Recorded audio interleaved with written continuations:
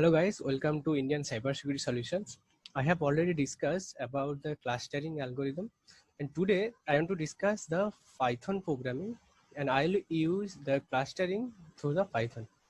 First, I have imported NumPy, Matplotlib for data visualization and Pandas for data manipulation. I have included all the libraries, and after that I have take the CSV file in our Jupyter notebook using pd.read CSV. There is a data for the customer one. His gender is male and age is 19 and annual income is 15 and the spending score is 39. Okay, so this has the data. After that, I want to group this data based upon their annual income and the spending score. So for that, for customer ID, the index is 0, and for gender 1, age for the age 2, and the for annual income 3, and spending score is 4. So I have take all the rows and only the 3 and 4 columns in the X variable. After that, I have import the k-means clustering from sklearn.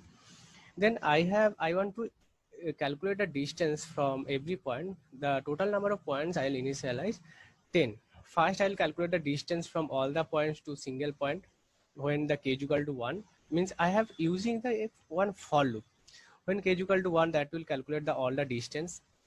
Again, I'll feed the x data, then that will calculate, means that will the total distance will be added in WCSS. And again, when the k is equal, the clustering n cluster is equal to 2, that will again calculate all the distance, and again that will save to WCSS.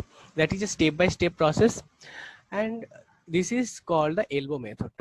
Okay, so if you look at this graph carefully, you can see that there is a breakdown here at the point of k is equal to 5. So looking at this data, looking at this graph, and we can say the number of cluster here can be the 5. Okay, because there is a breakdown in this graph, in this elbow method. And the second step, in WCSS, all the distance are saved here. Means when the k is equal to 1, the value is 269981. Okay, when the k is equal to 2, the distance 181 60.31. And now we know the k value is 5, and we give the value of k is 5. Then after that, all the customer data are grouped in 5 groups. So for the first data, this is under the three groups, number 3 groups, and second data is under 0 groups. Okay, so there are 5 groups. This is already I can see the label here. Now this is the visualization part. If I visualize this carefully, so if I want to launch a new offer, if I show the advertise this group and this group, so maybe these peoples there is a probability of buying this offer is high because their income is high, and their spending score is high, and for this cluster, for this customer, their income also high. Okay, so these are the cluster centroids. Okay, so now these are the to get the all the centroids of every points. Use this k-means cluster centers, you can get the values. These are the label of data, and I just added this one single column, and I added all the labels.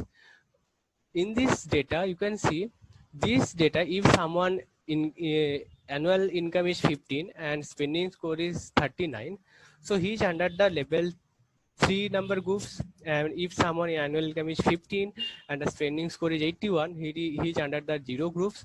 So step by step, that is already calculated. So here is only the 0 and 3, means if you want to see the last 5 data, you have to use tell. If you run this, you can see the last 10 data. So this customer is come to the 4th group, and this customer come to the 2nd group. So this is all about the clustering, how to group the data. First, we do not have, means I have this data, but there is no label data.